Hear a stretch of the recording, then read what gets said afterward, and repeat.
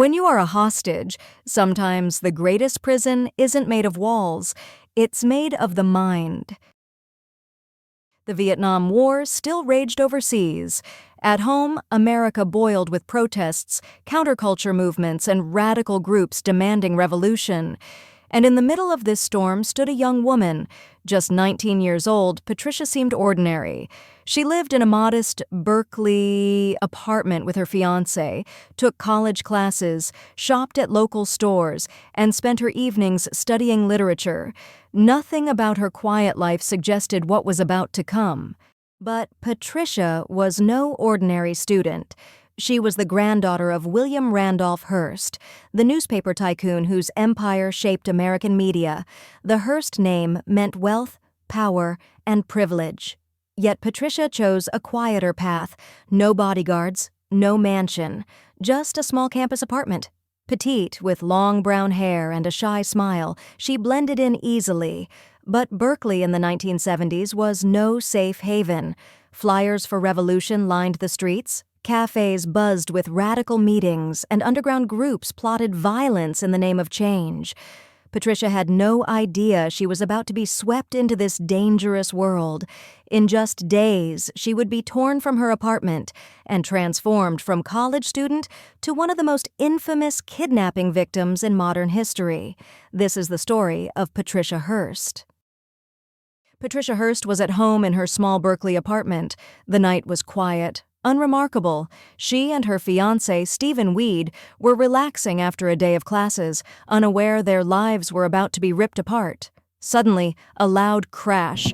The front door burst open. Armed figures stormed inside, shouting commands. Their faces were covered. Their hands gripped assault rifles and shotguns. Chaos erupted. Stephen Weed tried to resist, but was quickly beaten and thrown to the floor. The intruders seized Patricia. She screamed, struggled, but the men were relentless. Within seconds, she was dragged out the door and shoved into the trunk of a car waiting outside. Neighbors heard the commotion, but by the time anyone reacted, the car was already speeding into the night. The attackers were members of the Symbionese Liberation Army, the SLA, a tiny radical militant group, barely a dozen strong, with dreams of sparking revolution across America.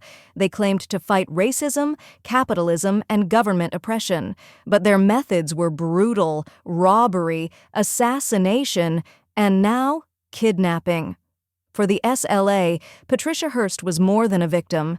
She was a trophy, an heiress, a symbol of the ruling class they despised, and in their hands she would become a weapon against her family and against the nation. Back in the apartment, the scene lay in shambles. Stephen Weed was bloodied, dazed, and powerless. Within hours, the news broke. The granddaughter of William Randolph Hearst had been kidnapped. America was stunned. How could a wealthy heiress be snatched from her home in a college town? Who were these so-called revolutionaries calling themselves the SLA? And most of all, would Patricia Hearst ever be seen alive again? The nation didn't know it yet, but this was only the beginning. The quiet student life of Patricia Hearst was gone forever. Ahead lay a story of captivity, brainwashing, and shocking transformation.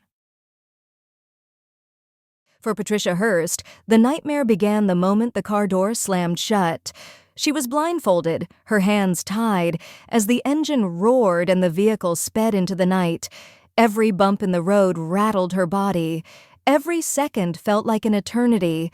After what felt like hours, the car finally stopped. Patricia was dragged out, stumbling, shoved through a doorway, and locked inside a small, airless space. When the blindfold was removed, she found herself in a narrow closet-like room.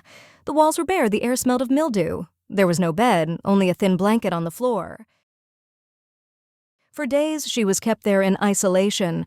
Blindfolded, whenever anyone entered, she heard only voices, sometimes calm, sometimes menacing.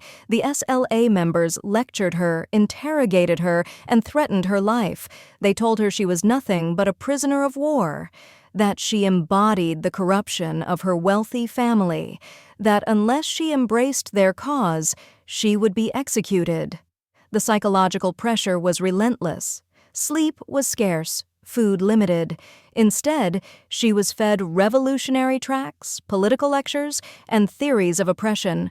Slowly, her world shrank until the only voices she heard were those of her captors. Then came the first tape. Forced in front of a microphone, Patricia's trembling voice was recorded and broadcast nationwide. She denounced her family, the government, and the wealth she was born into. The voice was hers, but it didn't sound like the Patricia people knew. Was she speaking only out of fear?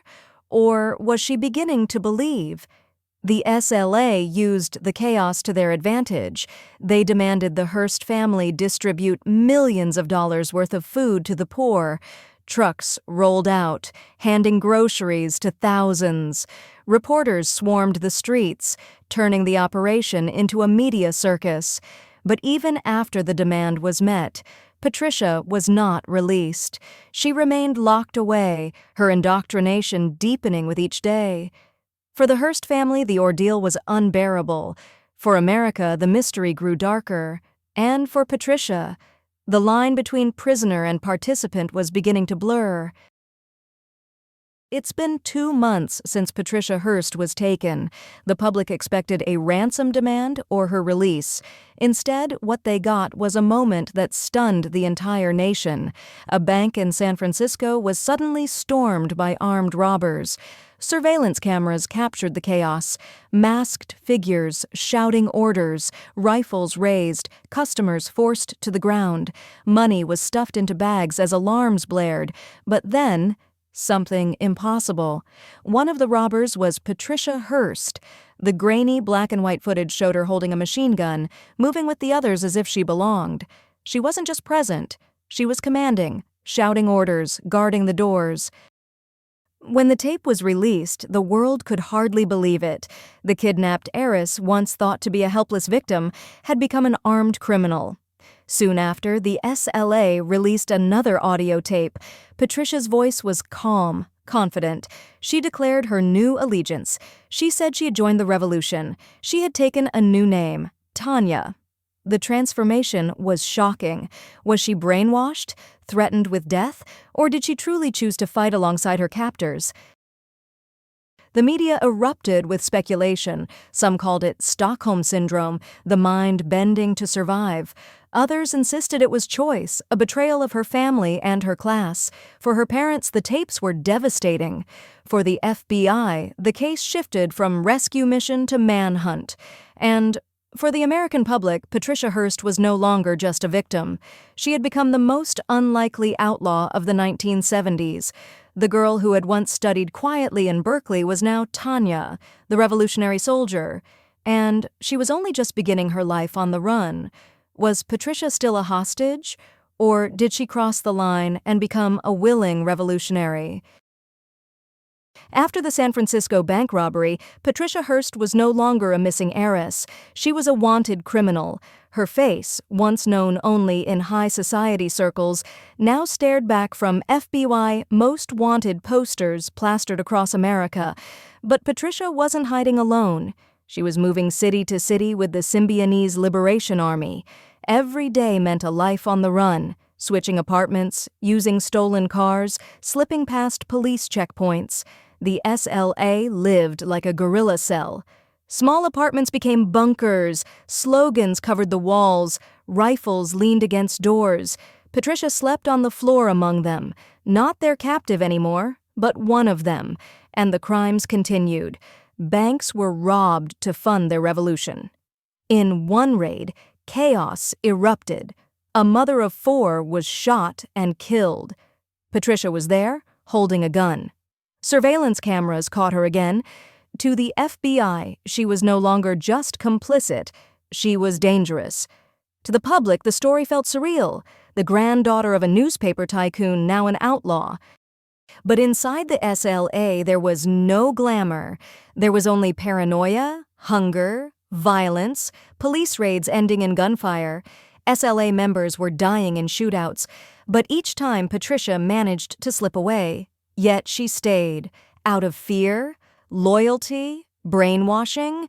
No one knew.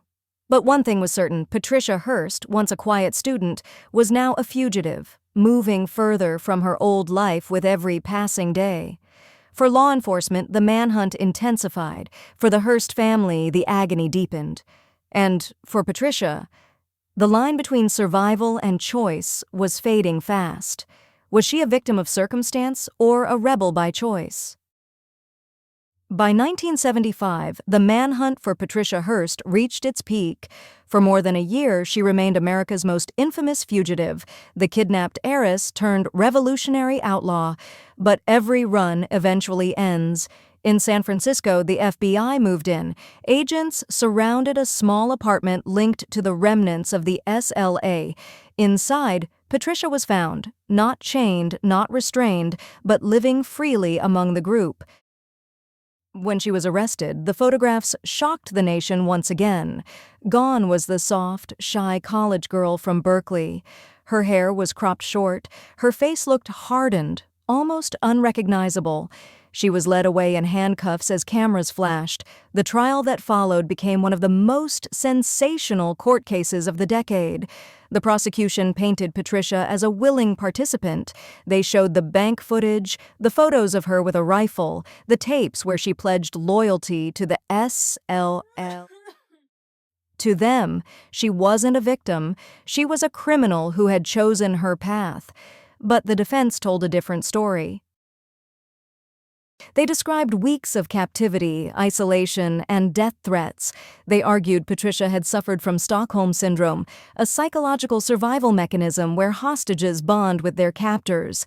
Every robbery, every statement, every act of rebellion, they claimed, had been done under duress. The courtroom became a battlefield, psychology versus law. Experts testified. Reporters swarmed. The nation divided. Some saw Patricia as a spoiled heiress who betrayed her country. Others as a terrified young woman, destroyed by trauma. In the end, the jury gave its verdict: guilty. Patricia Hearst was sentenced to 7 years in federal prison. As the judge read the sentence, Patricia stared ahead, expressionless. To the world, she was both, a symbol of privilege gone astray, and a haunting question of what captivity can truly do to the human mind. If you've been with us this far, thank you for watching. Don't forget to like, share, and subscribe, and hit the bell icon so you never miss the next story. Patricia Hearst entered prison in 1976 as one of the most infamous women in America. Once a kidnapped heiress, now a convicted bank robber, to the public, she was a mystery wrapped in controversy, victim or villain. But her time behind bars did not last long. After serving just 22 months of her 7-year sentence, Patricia's case landed on the desk of the President of the United States. Jimmy Carter, after reviewing the circumstances and bowing to public pressure, decided her punishment had been enough. In 1979, he commuted her sentence, reducing her prison term to time served. Patricia Hearst walked free. Her release reignited the same fierce debate that had followed her since her kidnapping. To some, she was still a symbol of privilege, a rich woman saved by family influence. To others, she was a survivor who had endured unimaginable psychological torture. But Patricia was not entirely free of her past. For years, the shadow of the SLA and her role in their crimes haunted her. She kept a low profile, avoiding the spotlight. Then, in 2001, decades after her capture, another U.S. president closed the chapter. Bill Clinton granted her a full pardon, wiping her criminal record clean. From then on, Patricia lived a quieter life. She married her former bodyguard, raised children, and even made small appearances in films, often working with director John Waters, who found her story both tragic and fascinating. The heiress who had once carried a rifle under the name Tanya finally reclaimed her identity. But even in freedom, the debate never ended. Was she rescued or redeemed, saved or spared? Patricia Hearst remained a symbol, not only of crime and controversy, but of how captivity could forever change the human mind.